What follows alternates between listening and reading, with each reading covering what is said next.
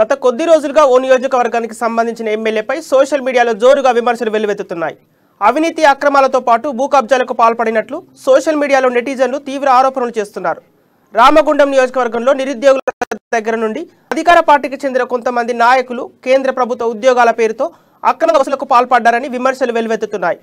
ఇదే సాకుగా చూపి కొంతమంది దళారులు ఇప్పటికే జైలుకు వెళ్లిన సంఘటనలున్నాయి. ఈ క్రమంలోనే ఉద్యోగ దందాలో ఎమ్మెల్యే పాత్ర కూడా ఉందంటూ ప్రతిపక్ష నాయకులు ఆరోపణలు చేస్తున్నారు. ఎమ్మెల్యేకు సంబంధించిన ఒక వీడియోను కొంతమంది వ్యక్తులు సోషల్ మీడియాలో ప్రచారం చేయడం ఇప్పుడు హాట్ టాపిక్గా మారింది.